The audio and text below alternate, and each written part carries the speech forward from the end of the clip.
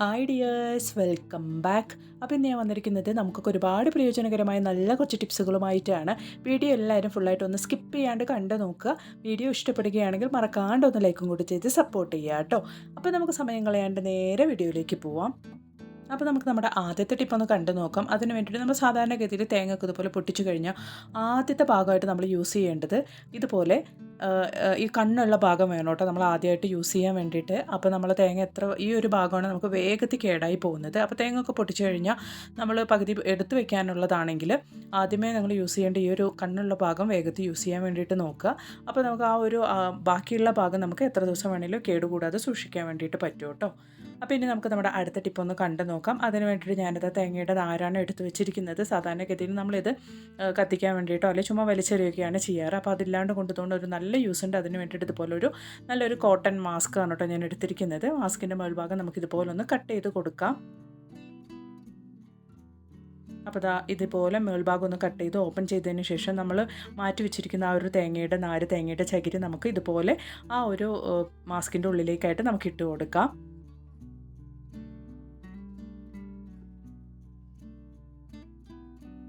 അപ്പോൾ ആ തേങ്ങയുടെ നാര് ആ ഒരു മാസ്കിൻ്റെ ഉള്ളിലേക്ക് ഇട്ട് കൊടുത്ത് ഞാനിതൊന്ന് നന്നായിട്ടൊന്ന് ടൈറ്റായിട്ടൊന്ന് കെട്ടി കൊടുക്കുന്നുണ്ട്. അപ്പോൾ വെറുതെ കളയുന്ന തേങ്ങയുടെ നാര് കൊണ്ട് നമുക്ക് ചെയ്യാൻ പറ്റിയ ഒരു നല്ലൊരു ടിപ്പാണ് കേട്ടോ ഇത്. അപ്പോൾ നല്ല ടൈറ്റായിട്ട് നമ്മൾ കെട്ടിക്കൊടുത്തിട്ടുണ്ട് കേട്ടോ. അപ്പോൾ ഈ ഒരു ഇതുകൊണ്ട് നമുക്കുള്ള യൂസ് എന്താണെന്ന് വെച്ചാൽ നമുക്ക് ദോശയൊക്കെ ചൂട്ടുന്ന സമയത്ത് നമ്മൾ കുറച്ച് ഓയിൽ അതിനകത്തോട്ടേക്ക് അപ്ലൈ ചെയ്ത് കൊടുത്ത് നന്നായിട്ട് ദോശപ്പാനിലൊക്കെ തേച്ച് കൊടുക്കാൻ വേണ്ടിയിട്ട് ഉപയോഗിക്കാൻ പറ്റിയ നല്ലൊരു ടിപ്പാണ് കേട്ടോ ഇത്. അപ്പോൾ നമ്മൾ വെറുതെ കളയുന്നപ്പോൾ ഒരുപാട് മാസ്കൊക്കെ നമ്മുടെ വീടുകളിലൊക്കെ ഉണ്ടാകും. അതുപോലെ തന്നെ തേങ്ങയുടെ ഈ ഒരു ചകിരി കൊണ്ടൊക്കെ ചെയ്യാൻ പറ്റിയ നല്ലൊരു ടിപ്പാണ്. അപ്പോൾ ഉറപ്പായിട്ട് നിങ്ങൾ ഒന്ന് ട്രൈ ചെയ്ത് നോക്കുക. കുറച്ച് ദിവസം കഴിഞ്ഞ് കഴിഞ്ഞാൽ നമുക്ക് വേണമെങ്കിൽ ഇതിൻ്റെ ഉള്ളിലുള്ള തേങ്ങനാര് എടുത്ത് മാറ്റിയിട്ട് വേറെ നല്ല തേങ്ങ ചകിരി എടുത്ത് ഇതിൻ്റെ ഉള്ളിലേക്ക് വെച്ച് കൊടുക്കാവുന്നതാണ്. അതുപോലെ തന്നെ നമുക്ക് ഈ ഒരു മാസ്ക് കഴുകി യൂസ് ചെയ്യാവുന്നതുമാണ് കേട്ടോ. അപ്പോൾ ഇനി നമുക്ക് നമ്മുടെ അടുത്ത ടിപ്പ് ഒന്ന് കണ്ടു നോക്കാം. നമ്മുടെ വീടുകളിൽ ഇതുപോലെ ഇഞ്ചിയൊക്കെ വാങ്ങി നമ്മൾ ചിരകുന്ന സമയത്ത് നമുക്ക് ചെയ്യാൻ പറ്റിയൊരു നല്ലൊരു ഈസി ടിപ്പാണ്. ഇതുപോലെ സ്റ്റീൽ സ്ക്രബ്ബർ ഉപയോഗിച്ച് നമ്മൾ ചെയ്യുവാണെങ്കിൽ നമുക്ക് വേസ്റ്റേജ് കുറയൂട്ടോ. കറക്റ്റായിട്ട് തോല് മാത്രം നമുക്ക് ഈസി ആയിട്ട് ചികിയെടുക്കാൻ വേണ്ടിയിട്ട് ഇതുപോലെ ചിരവിയെടുക്കാൻ വേണ്ടിയിട്ട് പറ്റും.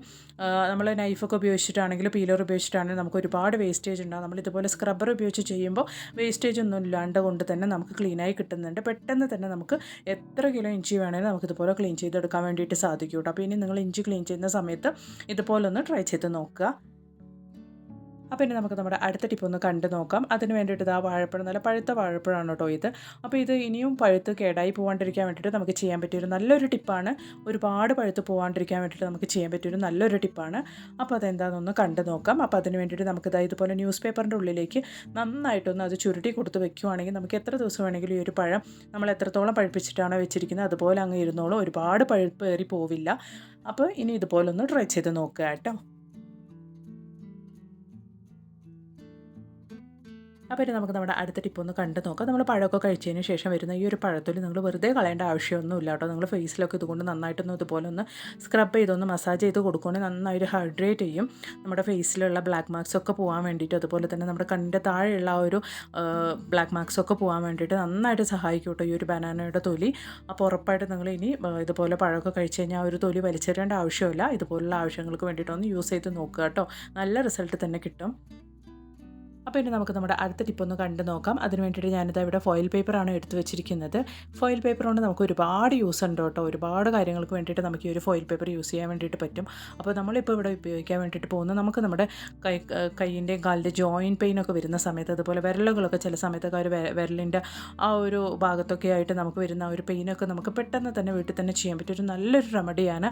ആ ഒരു പെയിനൊക്കെ പോക്കാൻ വേണ്ടിയിട്ട് നമ്മൾ ഈ ഒരു ഫോയിൽ പേപ്പർ കൊണ്ട് ഇങ്ങനെ ചെയ്യുവാണെങ്കിൽ നമുക്ക് നല്ല റിസൾട്ട് തന്നെ കിട്ടും കേട്ടോ. അപ്പോൾ ഈ ജോയിൻറ്റ് പെയിൻ അതുപോലെ തന്നെ എല്ലുകളിൽ പെട്ടെന്നൊക്കെ നമുക്ക് ഉണ്ടാകുന്ന ഒരു പെയിനൊക്കെ ഉള്ള ഭാഗത്തേക്കായിട്ട് നമ്മൾ ഇതുപോലെ നമ്മൾ ഫോയിൽ പേപ്പർ കട്ട് ചെയ്തതിന് ശേഷം ഇതുപോലെ ഒന്ന് വെച്ച് കൊടുക്കുവാണെങ്കിൽ നമുക്ക് നല്ലൊരു റിലീഫ് ഉണ്ടാവും കേട്ടോ. അപ്പോൾ ഒന്ന് ട്രൈ ചെയ്ത് നോക്കുക. പെട്ടെന്നൊക്കെ നമുക്കുണ്ടാകുന്ന ഈ ഒരു പെയിനും കാര്യങ്ങളൊക്കെ നമുക്ക് പോക്കാൻ വേണ്ടിയിട്ട് ചെയ്യാൻ പറ്റിയൊരു വീട്ടിൽ തന്നെ നമുക്ക് ചെയ്യാൻ പറ്റിയൊരു നല്ലൊരു റെമഡിയാണ്. ഉറപ്പായിട്ടും നമ്മളൊന്ന് ട്രൈ ചെയ്ത് നോക്കുക കേട്ടോ.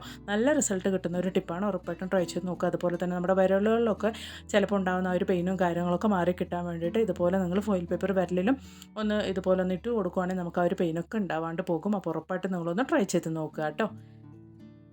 അപ്പോൾ ഇനി നമുക്ക് നമ്മുടെ അടുത്ത ടിപ്പ് ഒന്ന് കണ്ടു നോക്കാം. ഒരുപാട് ദിവസം കഴിഞ്ഞ് കഴിഞ്ഞാൽ നമ്മുടെ ഈ ദോശപ്പാനൊക്കെ ഇതുപോലെ ആ ഒരു സൈഡ് ഭാഗത്തേക്കൊക്കെ ആയിട്ട് അഴുക്കും കാര്യങ്ങളും നമ്മൾ ദോശേൻ്റെ ഒക്കെ ആയിട്ട് അതിങ്ങനെ പടിഞ്ഞ് കിടക്കൂട്ടോ. അതുപോലെ തന്നെ നമുക്ക് പിന്നീട് ദോശയൊക്കെ പെർഫെക്റ്റ് ആയിട്ട് കിട്ടാണ്ട് വരും. അപ്പോൾ അതിന് വേണ്ടിയിട്ട് നമുക്ക് ചെയ്യാൻ പറ്റിയ ഒരു നല്ലൊരു ടിപ്പാണ്. അതിന് വേണ്ടിയിട്ട് ഞാൻ കുറച്ച് കല്ലുപ്പ്, ഏകദേശം ഒരു 3/4 ടീസ്പൂണോളം കല്ലുപ്പാണ് ഞാനിവിടെ എടുത്തിരിക്കുന്നത്. അപ്പോൾ കല്ലുപ്പ് നമുക്കിതുപോലെ പാനിലേക്ക് ഇട്ട് കൊടുക്കാം. ഇനി നമുക്ക് വേണ്ടത് ചെറുനാരങ്ങയുടെ തൊലിയാണ്. അപ്പോൾ ആ ചെറുനാരങ്ങയുടെ തൊലിയുടെ മുകളിലേക്കായിട്ട് ഞാൻ കുറച്ച് കോൾഗേറ്റും കൂടെ ഇട്ട് കൊടുക്കുന്നുണ്ട്. എന്നിട്ട് നമുക്ക് നന്നായിട്ടൊന്ന് സ്ക്രബ് ചെയ്തെടുക്കാം കേട്ടോ.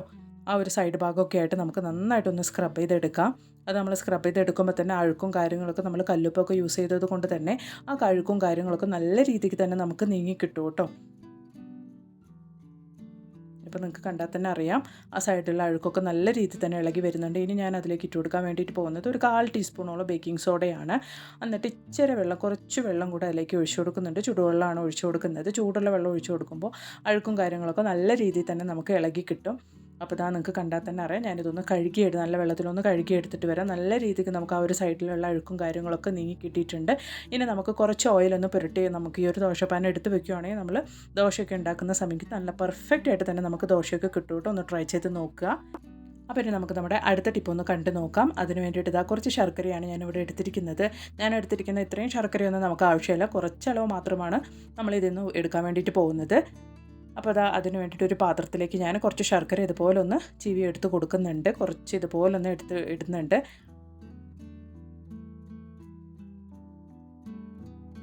അങ്ങനെ ശർക്കരയൊക്കെ നന്നായിട്ട് ഞാൻ ഇതുപോലെ ഒന്ന് തുരുവി എടുത്തിട്ടുണ്ട്. ഇനി നമുക്കതിലേക്ക് കുറച്ച് വെള്ളം കൂടെ ഒന്ന് ഒഴിച്ചു കൊടുത്ത് നന്നായിട്ട് ആ ശർക്കരയൊക്കെ മെൽറ്റാക്കത്തക്ക രീതിക്ക് നമുക്കൊന്ന് നന്നായിട്ടൊന്ന് തിളപ്പിച്ചെടുക്കാം.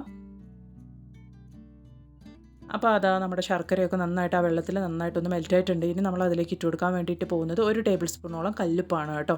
ആ കല്ലുപ്പും കൂടെ നമുക്ക് ആ ഒരു ചൂടോട് കൂടി തന്നെ ആ ഒരു വെള്ളത്തിലേക്ക് ഇട്ട് കൊടുത്ത് നന്നായിട്ടൊന്ന് ഇതുപോലെ ഒന്ന് മിക്സ് ചെയ്ത് കൊടുക്കാം. എന്നിട്ട് ഇത് നന്നായിട്ടൊന്ന് നമുക്ക് തണുക്കാൻ വേണ്ടിയിട്ട് വെക്കാം കേട്ടോ. തണുത്ത് കഴിഞ്ഞതിന് ശേഷമാണ് നമ്മളിത് ഉപയോഗിക്കാൻ വേണ്ടിയിട്ട് പോകുന്നത്. അതിന് മുമ്പായിട്ട് നമ്മൾ ചൂടോട് കൂട്ടിയുള്ള വെള്ളത്തിൽ ആ ഒരു ഉപ്പ് ഇട്ട് കൊടുക്കുമ്പോൾ നന്നായിട്ട് ആ ഒരു ഉപ്പും കൂടെ ആ ശർക്കര ലൈനിൽ നന്നായിട്ടൊന്ന് മിക്സായി കിട്ടും. അതിന് വേണ്ടിയിട്ടാണ്. എന്നിട്ട് നമുക്കിതൊന്ന് നന്നായിട്ടൊന്ന് തണുക്കാൻ വേണ്ടിയിട്ട് വെക്കാം. അപ്പോൾ നമുക്കിതൊരു കപ്പിലേക്കൊന്ന് മാറ്റി ഒഴിക്കാം. നമ്മൾ റെഡിയാക്കിയ ആ ഒരു ശർക്കര പാനി നമുക്കൊരു കല്ലുപ്പൊക്കെ ഇട്ട് റെഡിയാക്കി വെച്ച ആ ഒരു ശർക്കര പാനി നമുക്കിതുപോലൊരു കപ്പിലേക്കൊന്ന് മാറ്റി ഒഴിക്കാം. അപ്പോൾ നമ്മളുണ്ടാക്കിയ ഒരു ശർക്കര പാനി കൊണ്ട് നമുക്കൊരു നല്ല യൂസ് ഉണ്ട് കേട്ടോ. അപ്പോൾ അതെന്താണെന്നൊന്ന് കണ്ടു നോക്കാം. അതിന് മുമ്പായിട്ട് ഞാൻ കുറച്ച് കോൾഗേറ്റ് ഒന്ന് ഈ ഒരു ശർക്കര പാനിയിലേക്ക് ഇട്ട് കൊടുക്കുന്നുണ്ട്. ഇത് തികച്ചും ഓപ്ഷനാണ്. നിങ്ങൾക്ക് വേണമെങ്കിൽ ഇട്ട് കൊടുക്കാവുന്നതേ ഉള്ളൂ കേട്ടോ. അപ്പോൾ ഞാനിത് നമ്മൾ ഈ ഒരു കോൾഗേറ്റും കൂടെ ഉപയോഗിച്ച് കഴിയുമ്പോൾ നമുക്ക് എന്തെങ്കിലും അഴുക്കും കറയൊക്കെ ഉണ്ടെങ്കിൽ അതും കൂടെ ക്ലോസറ്റിൽ നിന്ന് പോയി കിട്ടും. അതിന് വേണ്ടിയിട്ടാണ് ഉപയോഗിച്ചിരിക്കുന്നത്. അപ്പോൾ നമ്മൾ റെഡിയാക്കിയ ഈ ഒരു ലൈനി നമുക്കിതുപോലെ നമ്മുടെ ക്ലോസറ്റിലേക്കൊന്ന് ഒഴിച്ചു കൊടുക്കാം കേട്ടോ. അപ്പോൾ നമ്മൾ ഇതുപോലെ ഒഴിച്ചു കൊടുക്കുന്നത് കൊണ്ട് തന്നെ നമുക്ക് നമ്മുടെ ക്ലോസറ്റിൽ എന്തെങ്കിലും ചെറിയ അടപ്പും കാര്യങ്ങളൊക്കെ ഉണ്ടെങ്കിൽ, സെപ്റ്റിക് ടാങ്കിൽ എന്തെങ്കിലും ചെറിയ അടപ്പും കാര്യങ്ങളൊക്കെ ഉണ്ടെങ്കിൽ നമുക്കതൊക്കെ പോയി കിട്ടും കേട്ടോ. ഈ ഒരു ശർക്കര പാനിക്കുള്ള ഒരു ഗുണം എന്താണെന്ന് വെച്ചാൽ നമുക്ക് ഈ ഒരു നല്ല അണുക്കളെ ഉൽപ്പാദിപ്പിക്കാനുള്ള കഴിവുണ്ട്. അതുപോലെ തന്നെ മാലിന്യങ്ങളെ ജീർണിപ്പിക്കാൻ കഴിവുള്ള ആ ഒരു അണുക്കളെ ഉൽപ്പാദിപ്പിക്കാനുള്ള ഒരു കഴിവ് ഈ ഒരു ശർക്കരയ്ക്ക് ഉള്ളത് കൊണ്ടാണ് നമ്മൾ മാസത്തിൽ ഒരു തവണ ഇതുപോലെ ശർക്കര പാനി റെഡിയാക്കി നമ്മൾ ഈ ഒരു ക്ലോസറ്റ് വഴി ഒഴിച്ചു കൊടുക്കുന്നത് അത്രയ്ക്ക് നല്ലതാണ്. അതുകൊണ്ട് തന്നെ നമുക്ക് സെപ്റ്റിക് ടാങ്ക് ഒന്നും അടയ്ക്കുന്ന ബുദ്ധിമുട്ടൊന്നും ഉണ്ടാവില്ല. നമുക്ക് കിച്ചൺ സിങ്കിലാണെങ്കിലും നമുക്ക് ഈ ഒരു സൊല്യൂഷൻ ഒഴിച്ചു കൊടുക്കാവുന്നതാണ് കേട്ടോ. അപ്പോൾ ഉറപ്പായിട്ട് നിങ്ങൾ മാസത്തിൽ ഒരു തവണയെങ്കിലും ഇതുപോലൊന്ന് തയ്യാറാക്കി ട്രൈ ചെയ്ത് നോക്കുക.